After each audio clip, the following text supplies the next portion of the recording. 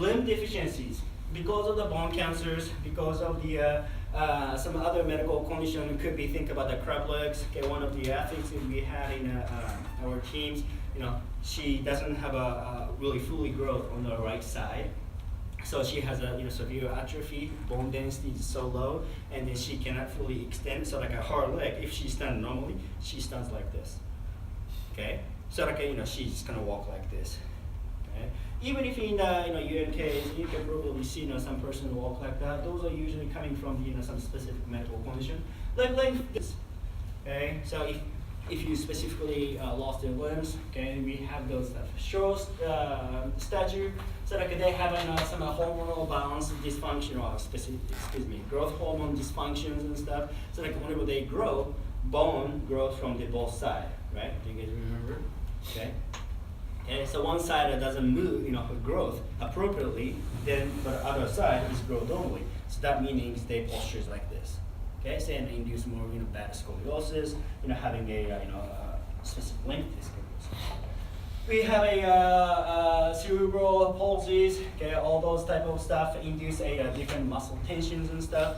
So one side is just cannot really straight it up. So like whenever they stand straight, their limb is just like this. Okay, and then if they play sports, they cannot fully extend. So whenever they pass, they cannot really extend it at all. Like you need to adjust. So those are the specific impairments. Okay, so okay, so you can see so athletes have one does single amputee under the knee, okay, below knee, excuse me, okay, double amputees, okay. You can say, oh my gosh, his leg is going over the side. So this is we call the rotation operations. So sometimes the bones can growth between those area, but ankle is healthy, healthy. Okay. So why they do that? Because they can use this ankle as our knee. Okay. So like they can reverse the rotation. So whenever she can move their toes. She can move the ankle as well too. Okay. So it's kind of like, oh my gosh, what's going on there? But if we don't have a specific joint above the knee, and then they wear the prosthetics, it's so much harder to walk, okay? Because you can walk normally like this because we can bend knee, okay? But recently we have a lot of a microchip or all the technologies going on, so like I can show you the different prosthetics in a bit, but they can actually detect the emotions now. So like their prosthetic technology is so much better now. So if you just walk around, that microchip detect the motions of the knee movement on the prosthetics, so that they can extend, or they can actually kind of, sometimes they lock it, but they can actually bend the knee for your movement and stuff. But before that technology going on, this rotations technique is so common, so that they use their healthy side, so that whenever they wear the prosthetic, they use that ankle as a knee, so that allow her to move, just to walk normal. Okay. The her story is just amazing. She was born without fibula.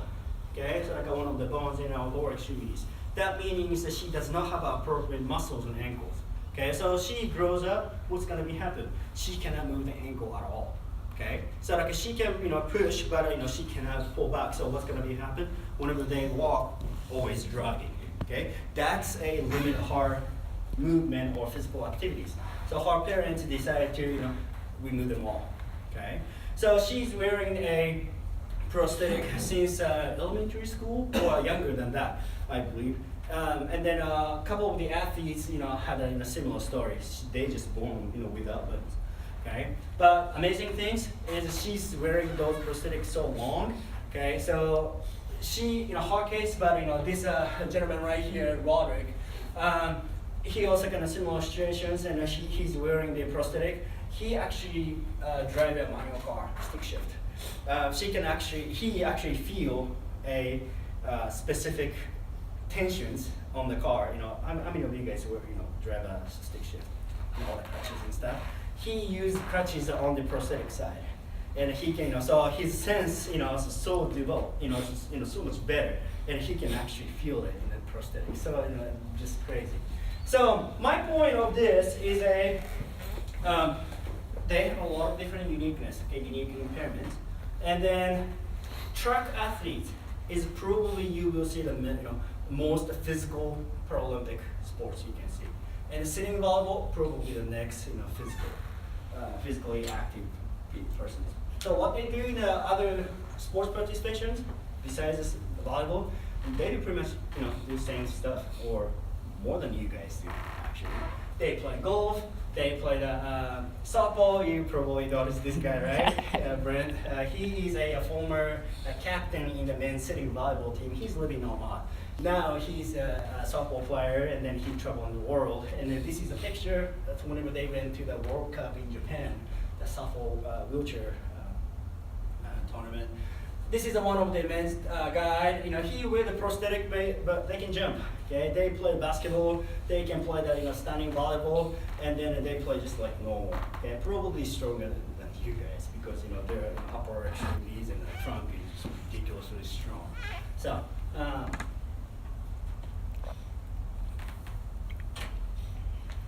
Okay.